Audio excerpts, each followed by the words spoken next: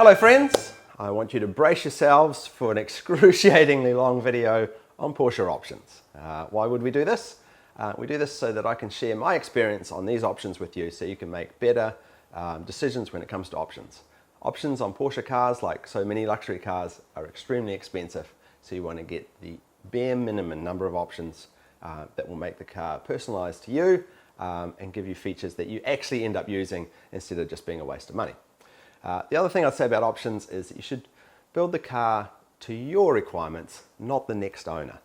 All too often I hear people say to me, "Hey Nick, I've been told by the dealer that I have to get Sport Chrono or I have to get Sports Exhaust because otherwise the car's going to be valueless when I go to sell it because no one will want it without those options." That is complete nonsense. Build it to your specs, not the next owner's. You know, options sometimes make a small difference when selling the car, but it is very, very minute. You know, people buy the second-hand cars based on their condition and mileage much more than they buy them for the options. And part of that is because all Porsches these days, even without any options, are fantastic cars. There's no single option on the Porsche Cayman or Boxster that is a must-have. They're all nice to haves, depending on your tastes, wants, and how you're going to use the car. That said, if you're going to spend money on options, how much should you spend on options? Well, obviously, it depends on how much money you've got, but never go completely overboard. I've noticed that people that spend a lot of money on options tend to top out at about 20% over the base cost of the car. That is, if it's a $100,000 911, they tend to spend $20,000. If it's a $55,000 Cayman, they don't tend to spend more than about $10,000. And $10,000 may sound like a lot, but in the Porsche world, it's only a few options. And we're talking about hundreds of options here. Picking out just one or two that are really necessary to you can be very tricky. And it can be stressful. You know, a lot of people go to build their cars and they just cannot decide what option is important and what is not because they've had no experience in that. And that's certainly the case the first time I built a Porsche. I put a whole lot of options on. More than $15,000 of options on it that I later went, why did I get those options? I never used them. It just, So that's what we're trying to prevent here. So we'll go down every single option and I'll give you my opinion based on my experience with these cars. You know, the reason for this is because you don't always get an unbiased opinion from your dealership. And of course, not everybody has experience driving these cars and seen what is worthwhile and what is not. So let's start with the models. Of course, at the moment, we've got 4 models. 2 in the Cayman, 2 in the Boxster. The Boxster, of course, is the topless one. The Cayman is the coupe. And we've got the base and the S models. So before we jump into the configurator, let's talk a little bit about what you're getting if you spend the extra $12,400 on the S. Obviously, it's a faster car. It has a more powerful engine. It has the 2.5 litre engine over the 2 litre engine. And that's really what you're paying for there, is that extra 50 horsepower and 29 pound-feet of torque. Does it make a big difference? In my mind, no, it does not. The Cayman is just as much fun to drive as the Cayman S, but if you're drag racing your neighbours, whatever, every day, obviously you might want that extra 50 horsepower. But for the overall enjoyment of the car, don't sweat it if you can't afford the extra $12,000 on the S. The base model, Cayman and Boxster, is still just as much fun and have more than enough power for your driving enjoyment every day. The other things you get with the S package are mostly cosmetic. The only other mechanical change is really the slightly bigger brakes in the front, which are also painted red. Red calipers seem to be a big thing for a lot of people. I don't care either way. The other thing is the twin exhaust at the back instead of the single exhaust. Although if that really offends you, you can option the sports exhaust on even in the base model Boxster and Cayman. The other one is the next thing. The next thing is the sports pedals. Once again, you can option these in if you want. I don't know how many people ever look at your pedals, so I wouldn't worry about it too much. And finally, you get the 19-inch wheel standard and the larger fuel tank. The only other thing I'd say about the S model is that it does allow an option that you can't get on the base model, and that is the PASM with the 20mm lowered. This is an option that I strongly recommend you don't get anyway. It just lowers the car, makes it look sexier, but it really makes the car scrape a lot more, and it really does affect the ride of the car. If you're driving this car every day, you certainly don't want that option. So, not a big deal. Certainly the base Cayman, as I've said time and time again, just as much fun as the S, but the S is definitely faster. So, for the purposes of this video, we're going to do a build in the base Cayman. Most of the options are the same within the Boxster, and we're doing the base because it gives more options in the configurator. Off we go, build and price. So we start with the colours. Colours are just a personal thing. I'm not going to tell you which colour to get for your car. I will say, however, that I had the yellow in the Cayman S that I reviewed last weekend, and I'd made a mention as to why people buy yellow cars. And someone emailed me who is a school bus driver and was very offended that I bundled school bus drivers in the same group as douchebags that drive yellow Porsches. So I apologise to school bus drivers all over the country. I didn't mean to offend. But yes, colours, there's no wrong colour. Well, maybe yellow is the wrong colour, but every other colour, it's just personal taste. You just got to try and watch that you don't match the outside colour with an inside colour that kind of clashes. You know, ask a few friends, ask a few female friends about the colours you're choosing, so that you don't mess it up, because Porsche will allow you to configure your car in any bad taste way you like, and then you find it's really, really hard to sell because you've painted the outside some garish colour and something that doesn't match on the inside. The only other thing I'd say about the colours is that they are a little cheaper than some of the other Porsche vehicles. It's a smaller car. For example, the paint to sample, 5,500 when it's 7,700, I think, in the 911s. No, we won't leave it on yellow. We'll put it on the graphite blue for this. Okay. Down to the wheels. With the base model, you get the 18-inch wheels. With S model, you get the more expensive 19-inch wheels. What I say about the wheels is that many people consider this a high priority, understandably. The 20-inch wheels look so great. They really transform the look of the car. So they're willing to splurge a large percentage of their options money on wheels. The only disadvantage of getting the 20-inch wheels is that they make the car ride a little stiffer, and they make a lot more noise. So if you're looking for the most comfortable ride, stick with the 18s or preferably the 19s. Once you get up to the 20s, you really do notice the extra noise. The other thing I'd say about the 20s is that they are far more susceptible to damage. So if you live in an area with terrible roads, potholes and so forth, I would strongly recommend getting a wheel and tyre insurance package. Normally they run about $800 to $1,000 from the dealer when you buy the car. I think that's good value. So for the purpose of this video, we'll configure it with the Carrera Sport wheels because they're my favorites. Moving down to the interior colors and materials. Now, this is an area where 911 owners spend a lot of money, but I've noticed that Cayman and Boxster owners tend not to. And part of that is because there's some great options in the standard leather two-tones here. You can for only $650, you can two-tone your car and it looks pretty fantastic. What leather does is it really transforms the overall quality and feel of the interior of the car. So with the standard leather interiors, you get leather on the seats and on most of the things you touch, but you don't get it on the dash and you don't get it down the side trims and along the door trims as well.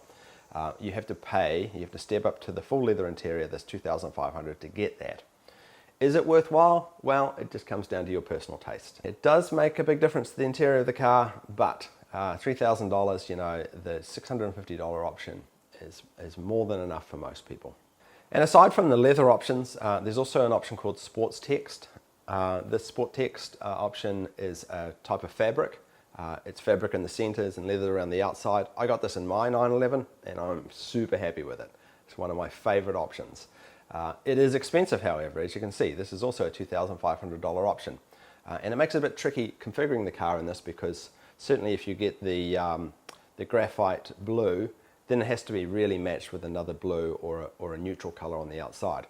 The great thing about Sport Text is it breathes so well. That is, if you put your sweaty ass on there, or if it's a super hot, stinking hot day, it's not hot like leather is.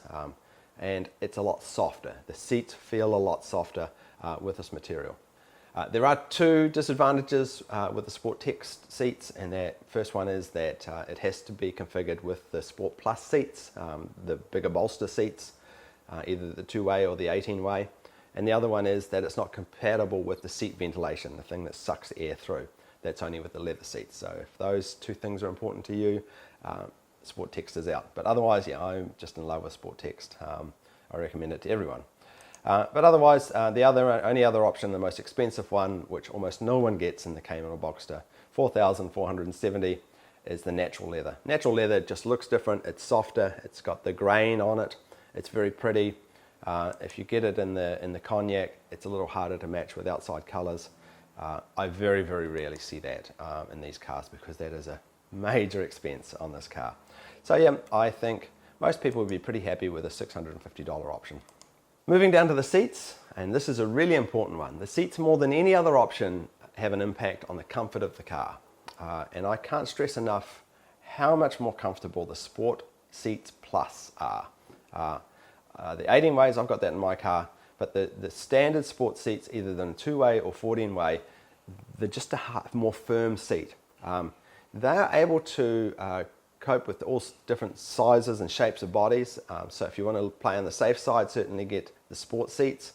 But I would strongly recommend either the Sport Seat Plus 2-way or the 18-way. Obviously, the 18-way is almost $4,000, so But the good news here is the Sport Seat Plus, the 2-way, the $810 model, is the best seat, in my mind. So comfortable. Bolsters are perfect. It's not for everybody. If you're a bigger person, you might not fit in it. The bolsters might be a bit tight on you. Or if you're a very tall person, sometimes the bolsters are in the wrong place. But for most people, they sit in these seats and they really appreciate how much more comfortable it is. Whenever I swap my car with friends' cars that have got the 14-way seats in the 911, they all comment, "Oh my God, your seats are so much better, so comfortable." And I can confirm, driving a few Caymans back to FAC, both this weekend and driving day last week, whenever I was sitting in the 14-way options, the sport seat option, I could tell straight away, oh, these are so hard. So it's the difference between feeling comfortable in your car for an hour or feeling comfortable in your car for 4 hours. I strongly suggest that you go to a dealership and sit in the Sport Seat Plus seats and see what I'm talking about. You really don't know until you've been in them for a while, but yeah, that's super important to get the right seats. And the good news here is the Sport Seat Plus 2-ways are, in my mind, the best seats in the Cayman and Boxster.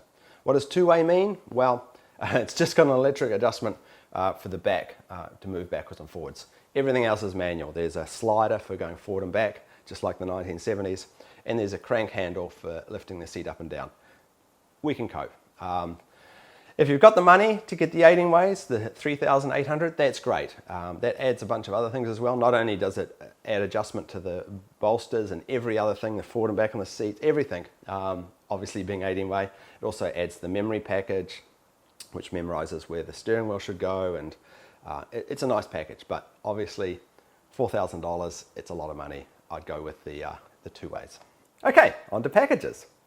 So packages is really a US thing, really. Not a lot of countries get the packages option. All it is Porsche Cars North America packaging a bunch of popular items to make them a few $100s cheaper.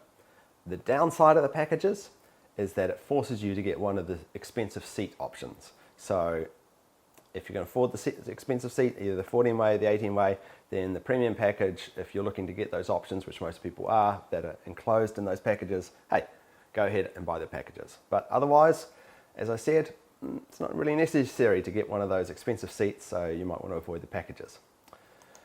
The exterior, with the first of the exterior options, model designation, all of these here are just the decals on the back, removing them, painting them a different color. All I'd say is the painting of the model designation and the painting of the 918, it does look good if you paint them black on a light color like yellow or white.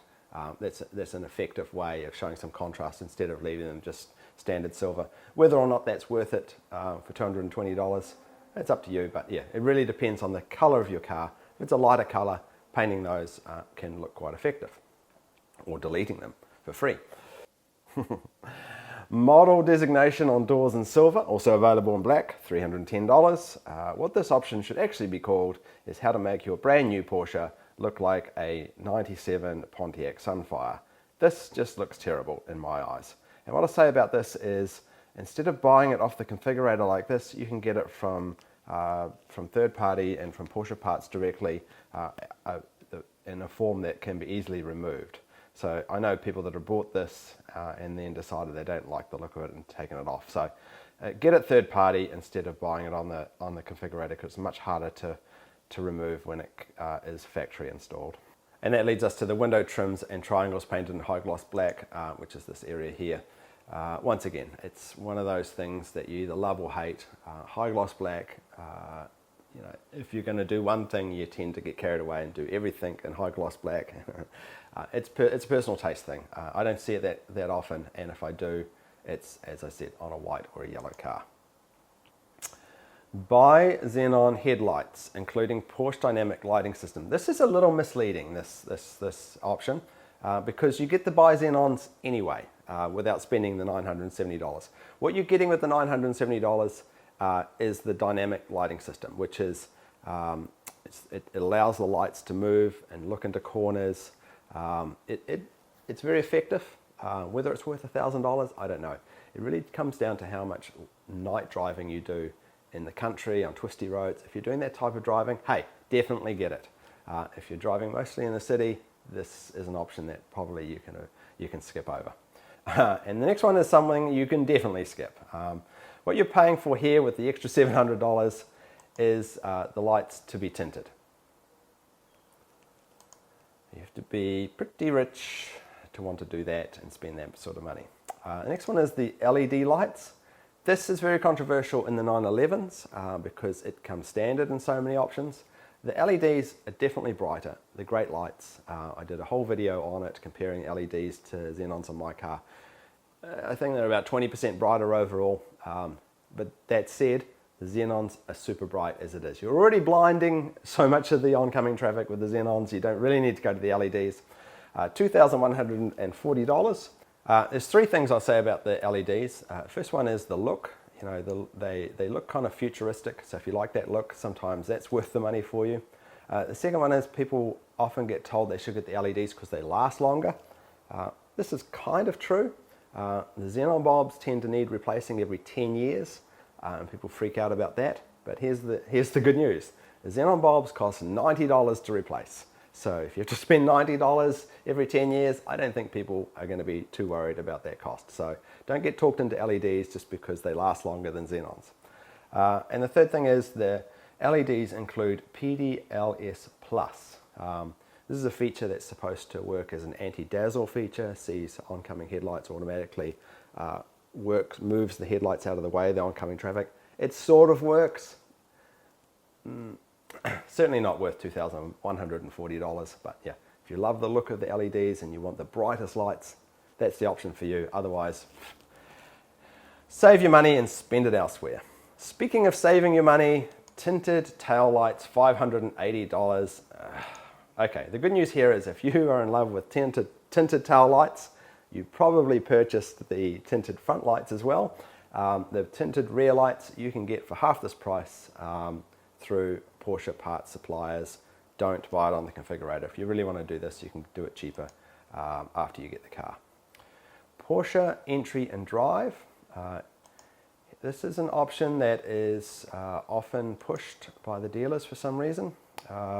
It is the option where you can leave the key in your pocket, open the door, you can lock the door by just pressing on the handle, and of course once you get in the car, there's a little plastic fob where the key normally goes, and you can just start the car with your key in your pocket or your purse or wherever you want to keep it. It's a very convenient option. That's the upside. There are a couple of downsides to this option. Obviously, $800 spent. The second one is a lot of people feel that it reduces the security level of your car. It would appear that cars with Porsche entry and drive are far easier to hack into and get into than cars without it. So that's something to consider if you live somewhere where that might happen. Maybe that's an option you want to drop. And the third thing is that it can be an annoying feature. If you wash your car yourself and you have your keys in your pocket, spraying the hose on the car will constantly lock and unlock and the trunk will open. I personally find this option kind of annoying. I have it in my car. I would have been happy to drop it. It's useful when it works. annoying sometimes. Not something that you should really worry too much about. It's not that hard to press unlock on a key to get in and out of a car. The rear wiper, oh my God. Now, here's something. Here's something that everyone gives me grief about. I've got the rear wiper on my 911. It's very popular outside of the US. In fact, some countries, like my home country of New Zealand, the rear wiper is on the car as standard. But here in the US, because hatchbacks were never very popular, people don't like the look of the rear wiper. So it comes down to personal preference. If you like the clean looks of no wiper, don't get the wiper. But the wiper does work. And it's kind of cool to get the snow and the rain off the back of my car. I like it, and I personally like the look as well. It looks more classic Porsche to me. So, $370, I think, money well spent. Power folding side mirrors. This one really is important to those people that have to park in tight spaces and don't want their mirrors knocked. Just winds the mirrors up. What people don't realize is that it actually comes with a second feature. It has little lights underneath the mirrors, sort of to light up the area around the car, so when you unlock the car or you're walking away from the car, it does a better job of lighting the area. So it's a 2-feature option for $330. Quite a popular option. Window trim and high gloss aluminium, that's this area here. Not a very popular option. This might not be a very PC thing for me to say, but I noticed that it's older generation people that tend to buy this option. I think it's more of a classic look, whereas much younger guys tend to go for the black gloss. So just a personal preference thing. $350, it's not expensive. Personally, I don't like it, so I'd never get it, but yeah, your preference. Sport design package. This one is very controversial on the 911 because people either love it or hate it. Here on the Cayman and the Boxster, you know, I like the look of the sport design package. $3,000, it's expensive. I like the look of it on the front. I hate the look of it on the back. The rear end styling, it does nothing for me. I much prefer the black rear end. It just works better. But the front end, it does look better. What I'd say about this expensive option is that it does affect the usability of the car. What I mean is, it doesn't look like it in the configurator, but once you put that on, it just drops the bottom edge of the front of the car, which does stick out from the front wheel quite a lot, enough that it goes from being a car that scrapes on nothing to being a car that scrapes on quite a few things. So a friend of mine's got this option, and pulling into my driveway, he really has to be very careful how he comes in, whereas everyone else just flies in however they want. So certainly an expensive option if you love the look of it and you're willing to put up with a lot more scrapes and scratches, then yes, definitely go for that. But I'd say something you can do without. It's a very pretty car without it. The sport design package in high gloss black. Yes, same thing, but with for those people that love that piano black look. Exterior package painted. It doesn't show it on the configurator. Oh yes, here it goes. It's just a lot of these black parts get painted for $1,890. I say no to that. Front air intake grills painted. Just no to that as well. Headlight cleaning system in deviated exterior color, and there's also one further down here, headlight cleaning system in exterior color. They're both the same. They're just painting that little tiny washer, which is normally silver, to whatever color you like. $300, not well spent if you ask me. Rear side intake grills painted, that's this area here, painted however you like. Leave them alone, they look fine just as they are. $600, that's a lot of money to spend on nonsense like that. You tick a few of those options, those painting bits and pieces on the outside, and you spend $5,000 or $6,000, no trouble. Door handles in black, high gloss, once again, another one of these high gloss options. That yellow one that I was driving on the weekend had this option. Looks quite nice against the yellow, but the standard handles also look fantastic. Once again, if you've really got a thing for gloss black, that might be for you. Lower rear fascia painted. What this is talking about is this area down here. I think that looks bad. Don't do that, but yeah, personal taste. And fuel cap with aluminium look finish, $160. I'm surprised how many people get this option because no one ever sees the fuel cap except for you when you're filling it up. And here's the good news. If you don't get this option, you can buy this same cap for $90 from the Porsche parts people. So don't buy it on the configurator. Get it if you really must later on. Okay, on to the performance. Manual versus PDK. Oh my goodness. This really fires people up. And it really shouldn't, because there's no wrong answer here. Both transmissions are excellent. I've owned both. They're both fantastic. PDK, as I've tried to explain in previous videos, has many advantages. It is a much easier transmission to live with. It makes the car feel faster. It makes the car actually go faster. And it saves you a ton of gas. Yes. People will argue with me, well, Nick, you can save the same amount of gas in a manual transmission if you're just careful enough. That's just not the case. No human is ever going to always get into that top gear with such regularity and precision as the PDK. The PDK is a fantastic transmission for saving gas, but most of all, the PDK is the best dual clutch transmission on the market, if you ask me. It just reads your mind. It can drill into your brain and go, boy, he's going to put his foot to the floor any second. I'm going to pre-select that third gear for him. It's just amazing. Yeah, you never get caught out of gear if you've got the PDK. That said, PDK is still an automatic transmission, and this is a sports car, and so a lot of us like to drive our sports cars ourselves, that is changing gears ourselves. It really does add to the experience of owning a sports car when you change your own gears. And of course, having a manual transmission weeds out those idiots that want to borrow your car that can't really drive because they'll be terrified of trying to drive a manual. I've certainly noticed that since I've switched my car to a manual. The number of people asking to use my car in the lunch times or take my car for a spin has dropped right off because everyone's terrified of the manual. So there are advantages to the manual as well, not just the cost. The manual does add to the experience of owning these cars, but of course, if you want to go the safe route, or if you're driving a lot of traffic, or you want to save the gas, there's a million reasons to get the PDK. There's no downside. So we'll say manual transmission for this one. Power steering plus, $280. This is an option for those of you like me who've got weedy 6-year-old girl arms and think it's too hard to turn the steering wheel while you're parking your Porsche sports car. Here's the thing. Even without this option, the steering's not too heavy, it's fine. What this option does is when the car's just creeping along at very low speed, it makes the steering lighter. And we're not talking super light, we're not talking Toyota Camry light. You can't turn it with your finger. It's just 20% or so lighter. It just makes it, easier to park the car. What I'll say about this option is that if you're not sure whether you should get it or not because it's a cheap option, go ahead and get it because your dealership can turn this feature off. It's a software feature. They can turn it off if you don't like it. Whereas if you don't get it, they can't turn it on if you feel that you might want it. So if you can afford the $280 and you're not sure, just get it and then turn it off if you don't like it. Simple. PASM, Porsche Active Suspension Management. This is the electronic dampeners. Dampeners. I always say that wrong.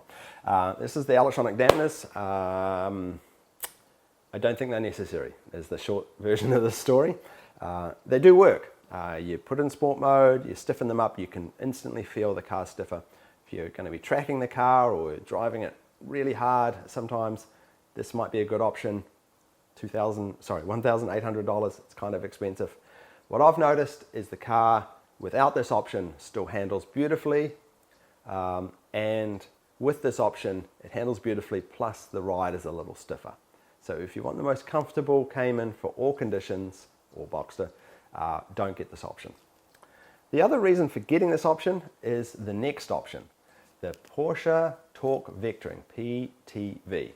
You must get the PASM in order to get the PTV, and while I'm indifferent to the PASM, I am a strong advocate of the PTV.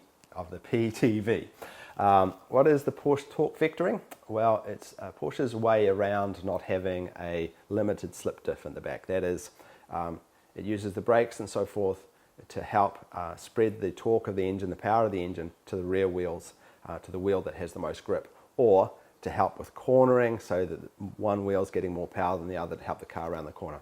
It's supposed to be a performance feature, but I find it very useful as a safety feature as well. That is, in wet weather or snow, if you're driving these cars in poor weather, because they're rear-wheel drive cars, you're more likely to start getting a bit of oversteer if you put too much power in. The PTV really makes a difference in helping the car maintain its grip. Without it, they tend to just put the power on the wheel that's got the least grip, and you get that oversteer condition quite easily. So I love this feature more as a safety feature and a drivability in inclement weather feature than a performance feature. But as I said, to get this great feature, unfortunately, you also have to get the expensive PASM, which, I don't know, yeah. I think PTV should be standard in all Porsche cars, but it's not. So yeah, if you're going to be driving in bad weather, you might have to get both those options. Onto an option that you definitely don't need, the PCCB, the ceramic brakes. An eye-watering $7,410. My goodness, Nick, what are you getting for all that money? Well, you're getting yellow brakes. Yep, that's one of my biggest complaints with them, is that they force you to get yellow calipers. Well, of course, ceramic brakes are great things, really. They're great things if you're tracking your car a lot. You'll never get any brake fade, any overheating of the lines with ceramic brakes. They're amazing. They also reduce the wear and tear. You don't have to change brake pads so often. You know, they're wonderful things for people that are really beating on their cars a lot. But there are some downsides. The first one obviously being $7,410 is a lot of money. Obviously more than 10% of the cost of the car. The second one being that they have some bad qualities, as in they're not that consistent in the braking feel. That is, some of them tend to be a little more grabby than the standard brakes. And worse than that, if you've used them on a track or you've tend to brake hard fairly frequently, they tend to start squeaking. They're quite talkative brakes, and that can be very annoying. Once you've got the squeak on one wheel, then another one pops up. Yeah, I've got a few friends with this option, and I think it's fair to say it drives them mad. They can never get the squeaks out of their brakes. And there are two other benefits as well. The first one being that they don't leave a lot of brake dust on the wheels. If that's important to you, you don't have to clean the wheels so often. And the second one, there's a lot of discussion on the forums about this one, and that is they reduce the unsprung weight of the car. That is, the wheels, which are not part of the sprung part of the car, lighten up. And I think it's like, is it 30 pounds per wheel? Something like that. So it's quite a significant amount of weight is reduced by having the ceramic brakes. So it adds to the performance aspect of the cars. But yeah, $7,000, I say, forget it. The standard brakes are more than adequate. Fantastic brakes. The base steel brakes are the ones to go for, unless you have more money than God. And next is the Sport Chrono package. This is definitely something I get a lot of questions on, and this is one of those options that dealers tend to push on people and say, if you don't get it, you'll never sell this car, which is nonsense. You definitely don't need the Sport Chrono package. That said, $2,090, it does have some nice features and some nonsense features. One of the nonsense features is the city clock. Whoever uses that. I guess it's not. It's nicely placed in the new models. It's further back. It was kind of ugly in the earlier models, and it gives the active driveline mounts, which no one would really ever notice unless you drove these cars back to back. The features that I do like, however, is the sport mode switch on the steering wheel. That's the little switch on the steering wheel which replaces the buttons on the center console. That is so much easier to use. It's a nice way of changing the modes, and with the PDK transmission, it gives you launch control. How often do you use launch control? Probably only when you're showing off to your friends or when you're racing some other car. Launch control is the easiest way to get your car as quickly as possible from a standstill to its highest speed. It'll manage that whole process for you. You tend to use it twice and then never use it again. However, if you have the manual transmission like me, it gives you the rev match function. And you might go, oh, Nick, what type of driver are you that you're not matching your own revs? Sure, you can match your own revs. But this feature is the most talked about feature whenever people drive my car. I let people drive my car, they come back and they go, oh my God, I love the rev matching feature.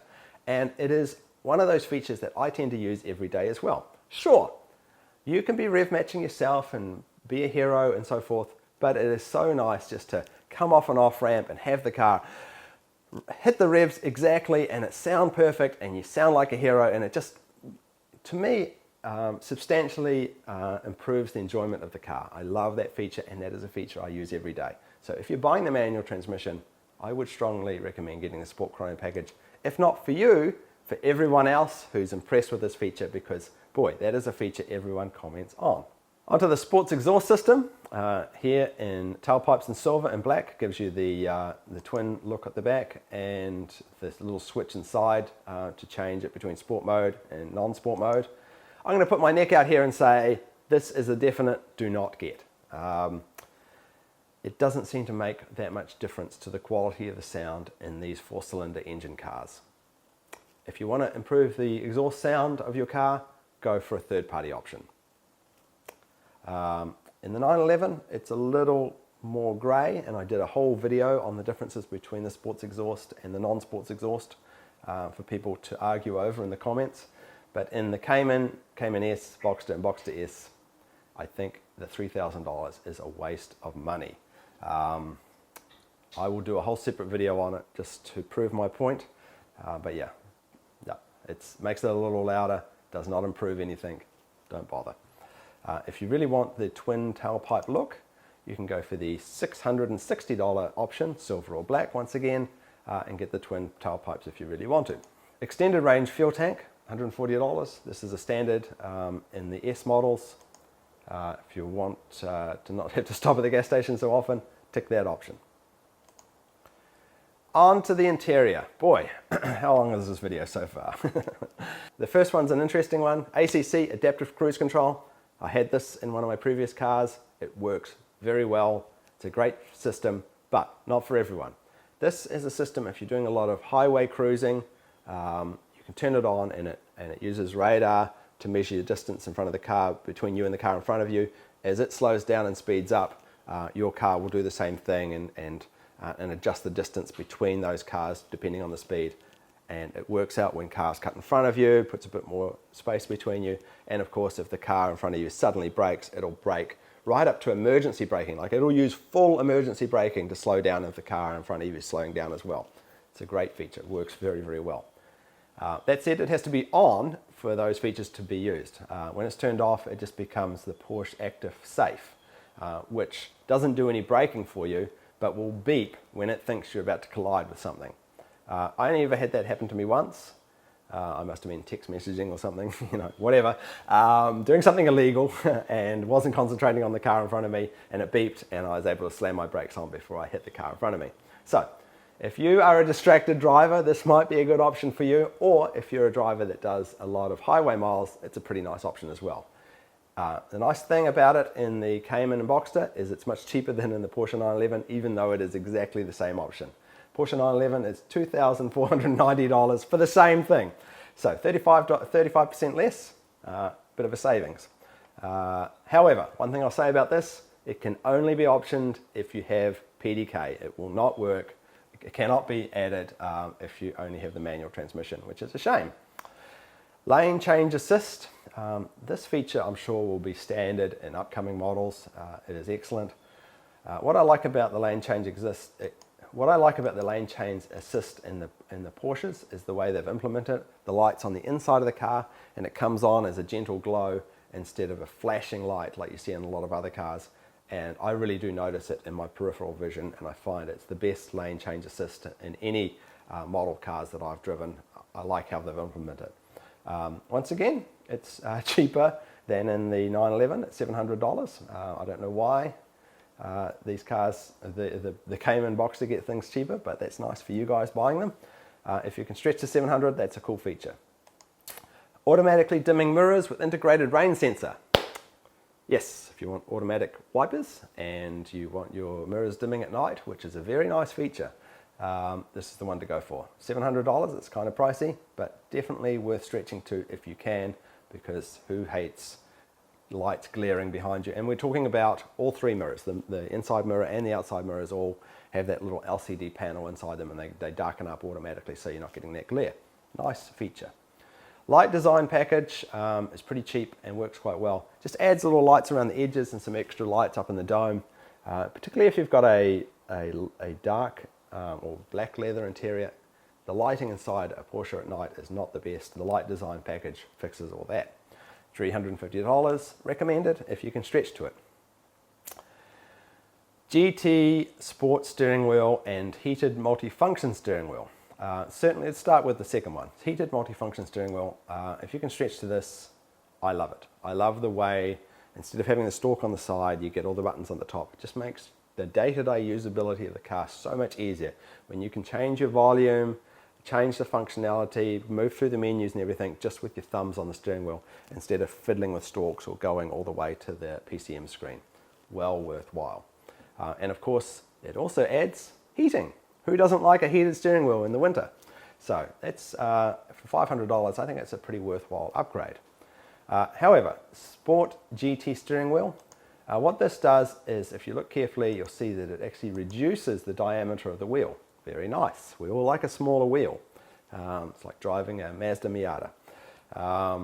However, the Sport GT wheel, what I don't like about it is it adds these busy looking fake screws everywhere.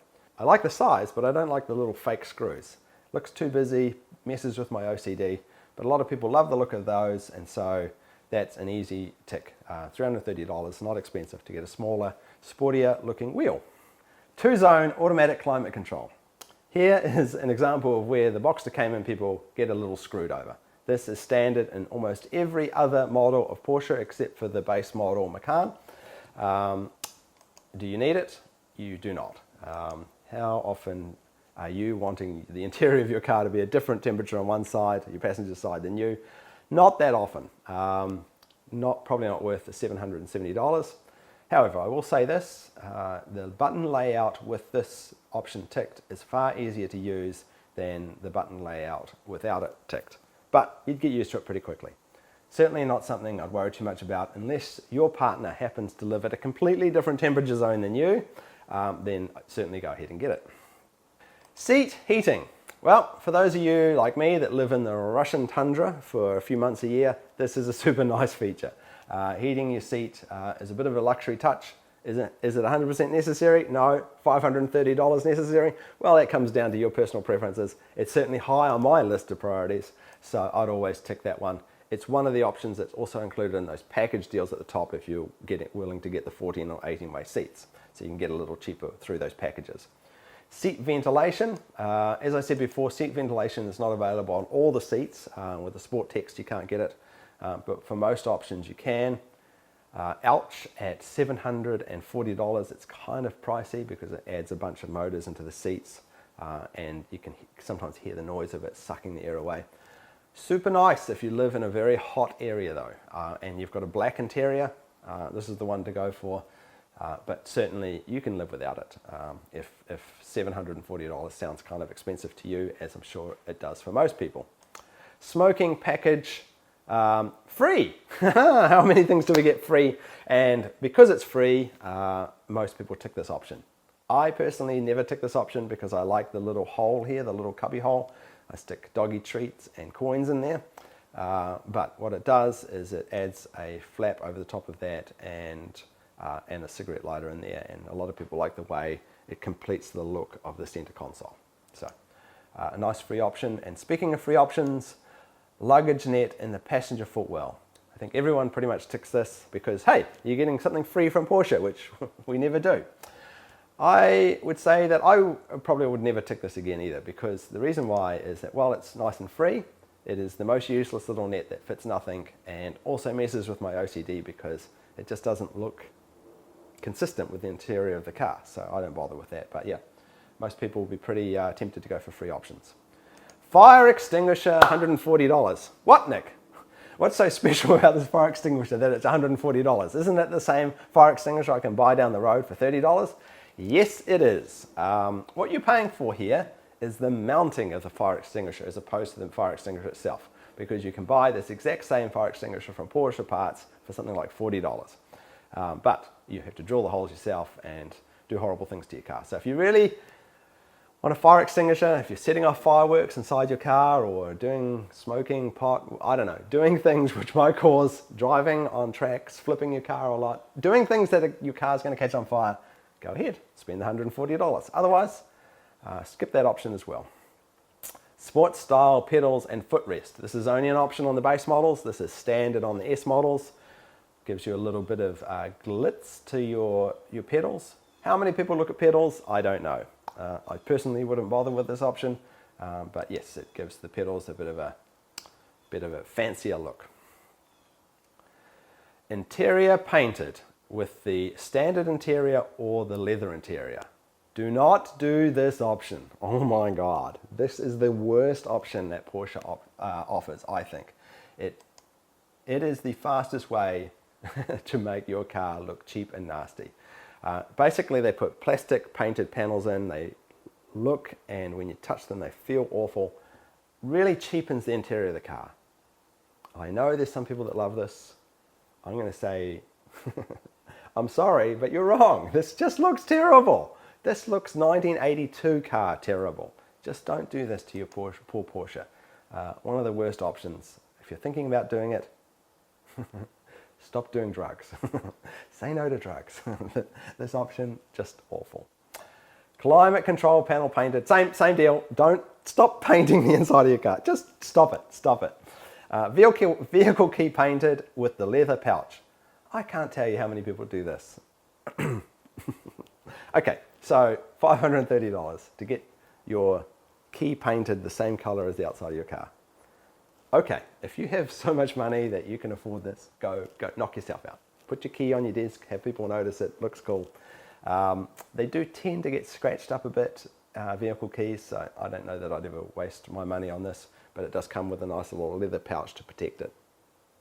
Good if you're using the entry drive, then that way you never have to take it out of the pouch. But then again, if it's in the pouch, no one ever really gets to see that it's painted.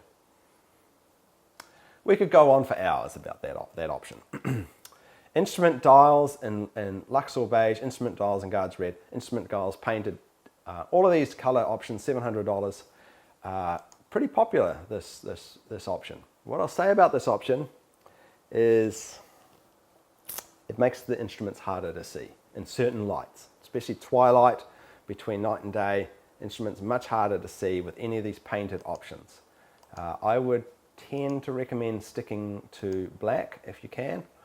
What's interesting about this option is that if you buy the S, you get that center gauge in grey, which is spectacularly awful. That's just horrible, looks terrible, hard to read. And you used to be able to option that out, and I don't think you can at the moment. I've got to talk to Porsche about that because the black dial just works so much better. So I'll get back to you on that if I can. But yeah, if you're looking at the S models, it used to be in the configurator, you could option that out in the Cayman.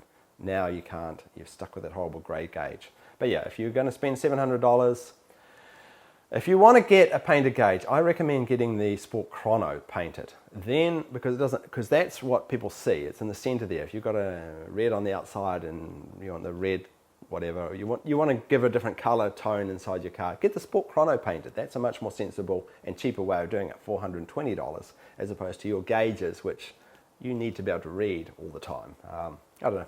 Personal preference and taste, something I would personally avoid if I was you guys. And seat belts, $360, obviously cheaper than the 911 because there's only 2 of them. This is a pretty cool option. Seat belts do get dirty though, however. And the other thing I'll say about the seat belts, for if you get the black seat belts and you want to change them out later on, Porsche do offer that as a service. You can change the colors if you really want, but it's much cheaper, obviously, to do it now in the configurator.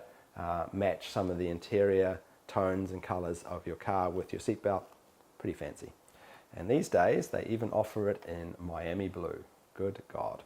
Okay, we're on the home straight now. Leather interior. Are we going to go through all of these? Probably not, but what we're talking about in leather interior is a way to really jack up the price of your car very, very quickly. If you skim through these, once you get started on leather interior packages, you end up spending 20 grand more on bits and pieces of your car. You think, oh, I've got to put leather on there, I've got to put leather on. You don't. Stop it.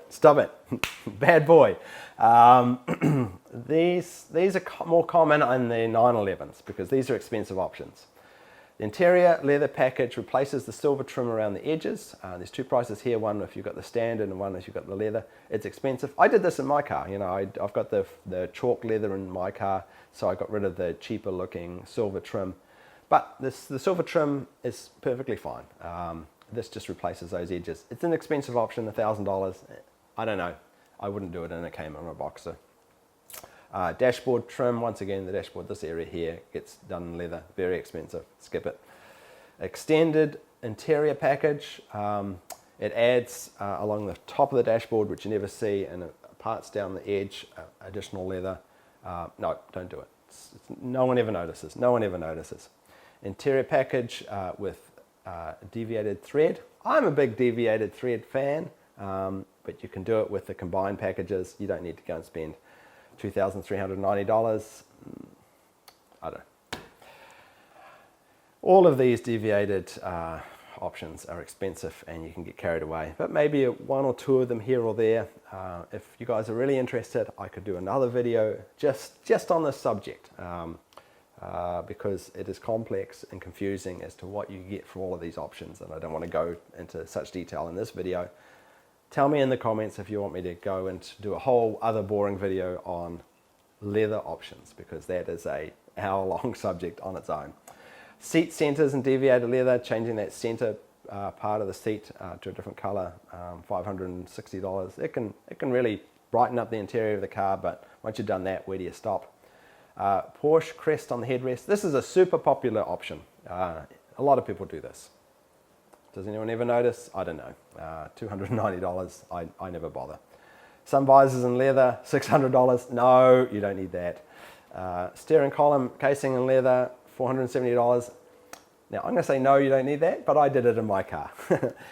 For me, I found that because I look down at the dash so often, and I'm kind of OCD, I see that little ugly bit of plastic on the steering column, and that really annoyed me. So I was willing to pay the $500 to do that, and I'm pretty happy with it. But I understand that very few other people would want to do that. And certainly you don't want to go for the next option, which is the steering column in leather with stitching and deviated thread.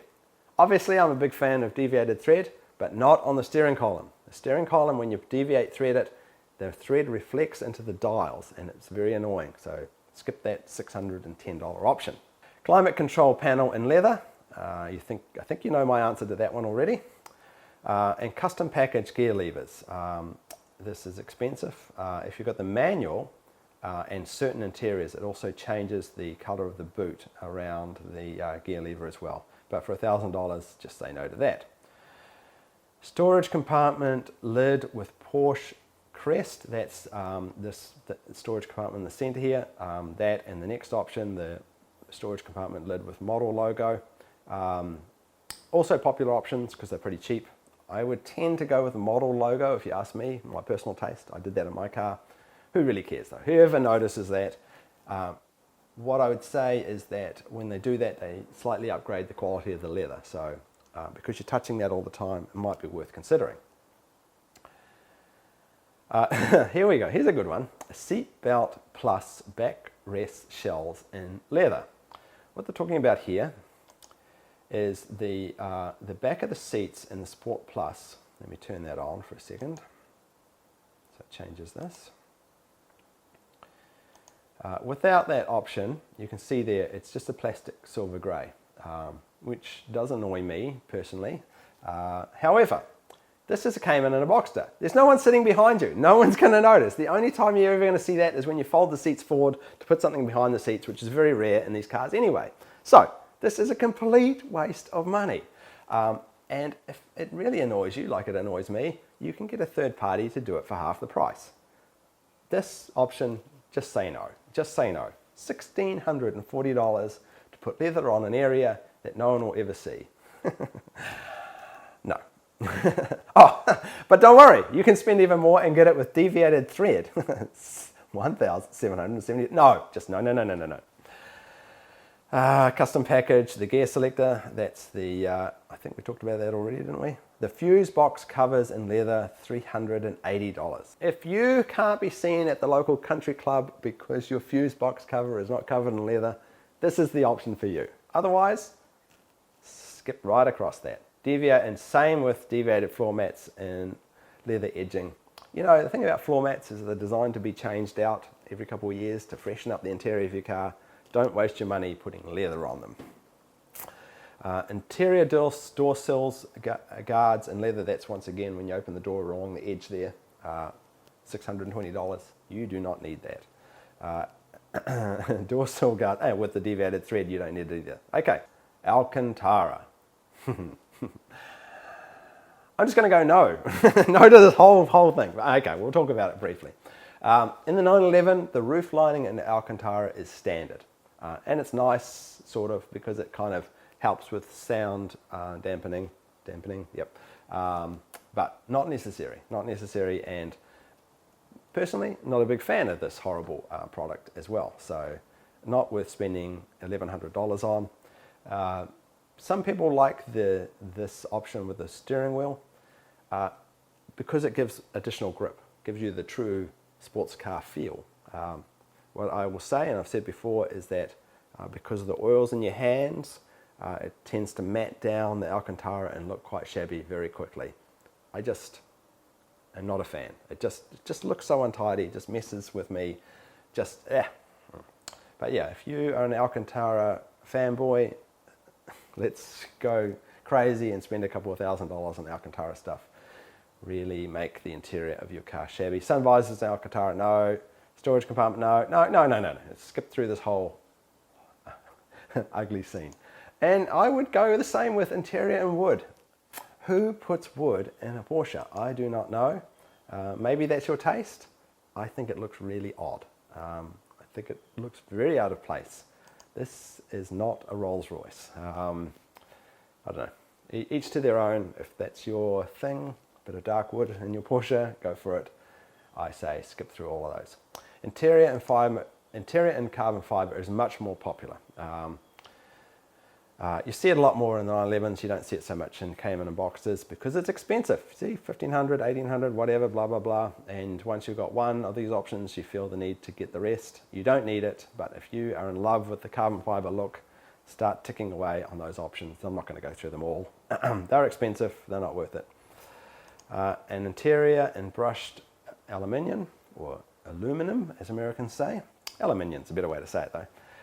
This is a feature I actually like. I really like this. It just upgrades the silver trim to a higher quality, less easily marked version, and it looks classy. I like it. If you're going to do one trim upgrade, then this is something that I would strongly consider, especially if you've got a dark interior. Looks great on the dark grey and the blacks.